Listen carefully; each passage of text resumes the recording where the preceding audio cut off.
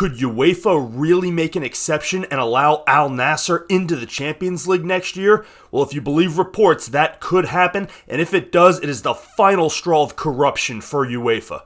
We're going to talk about why that is here on Stoppage Time at Pints and Punditry. Welcome back to Pints and Punditry here at the Pitchside Pub. Today we're going to talk about the Champions League and UEFA and Cristiano Ronaldo and the Saudi Arabian League and Al-Nassr, and the whole thing's a freaking mess. So before we do that, make sure you hit that subscribe button for me. Go ahead and like the video while you're at it. Get down in the comments section. I would love to get your thoughts, especially if you're a Cristiano Ronaldo supporter. There's a lot of those out there. And of course, if you don't follow us on Twitter yet, go ahead and do that at Pitchside Pub.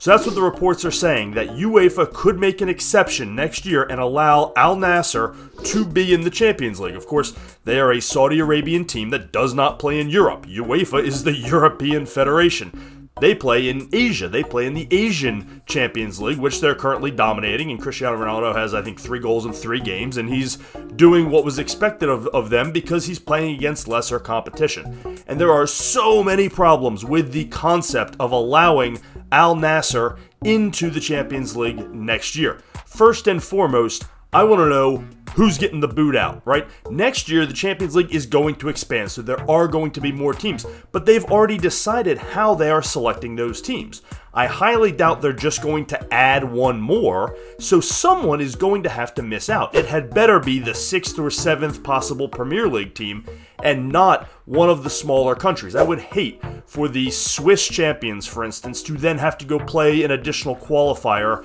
and not get guaranteed a group stage match. So something like this really takes away from the spirit of the Champions League. It's got a March Madness type feel where, yes, typically the bigger teams end up winning, but every year you get some upsets. We just had Shakhtar Donetsk beat FC Barcelona. I mean, that's a massive upset.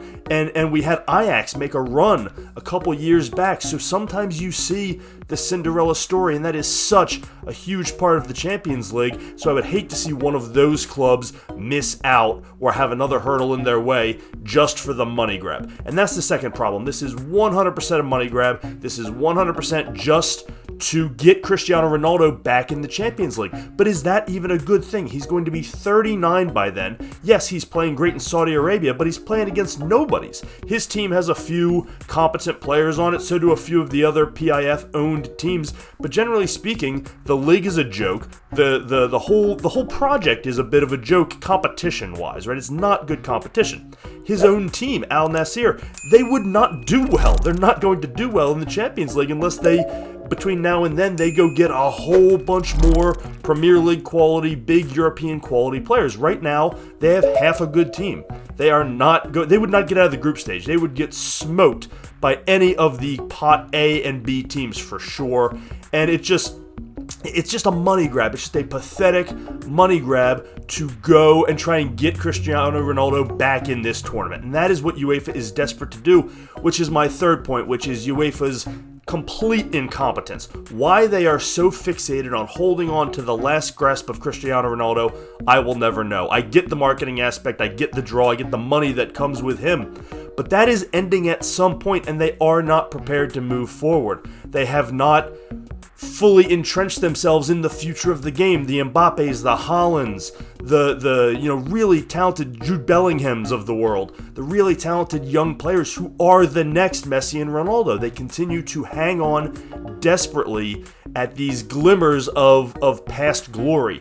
And it's just sad and pathetic, as would be Cristiano Ronaldo trying to take this half a team and compete in the Champions League. So the whole thing is an absolute joke. It's unethical. It's corrupt. There is money involved, and it's just another example of the soccer world selling out for the high dollars of Saudi Arabia. And maybe the Saudi Arabian government isn't paying their way into this through UEFA. Maybe that's not happening, although no one should be shocked if it is.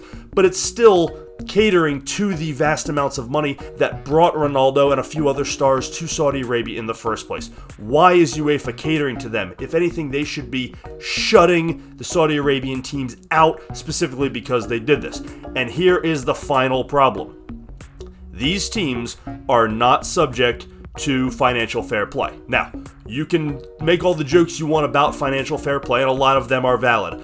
But nevertheless, the uncertainty surrounding FFP and the fact that it's sort of arbitrarily enforced, and that at any time UEFA could just drop a financial fair play charge or 100 of them on you, is enough to make some teams hesitate, make some teams pause, and make some teams operate with a budget. Now, not all of them. Chelsea did whatever they want. You've got some other clubs who are just spending wildly. But it's enough to make clubs at least think, okay, we've got to have a budget. We've got to have some kind of restraint. We have to operate within some sort of parameters here.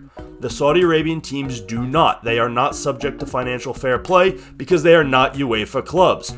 So why would they get to compete in a UEFA tournament? Now, I'm not worried about them spending so much that they have this super team that can come win it, particularly if they're building around a 39-year-old. But nevertheless, the fact that they can essentially spend unlimited amounts of money without any sort of regulation puts them at an unfair advantage. If UEFA is going to make this an exception, then they should say, if you want this, you must be subject to financial fair play. That's the deal. You want to play in our tournament, you got to play by our rules. So it's one thing to kick another team out or give another team a hurdle to get in and just automatically let this club that does not deserve it into what is supposed to be the most prestigious tournament in the world. It's a whole nother thing to not require them to play by the same rules as everybody else. And that is the saddest, most pathetic, utmost corrupt concept that I've seen in the soccer world in a long time, and that is saying something because there's a lot of competition for that title. I would love to get your thoughts on this. Should Cristiano Ronaldo and his band of Saudi Arabian players be able to come to this tournament or not? And should there be stipulations if they want to do so? I just genuinely don't think it should be, but I'd love to get your thoughts down in the comments. Make sure you hit that subscribe button for me if you don't already subscribe to this channel. Go ahead and do that. And of course, follow us on Twitter at Pitchside Pub. Thanks as always for joining us here on Pints and Punditry here at the Pitchside Pub.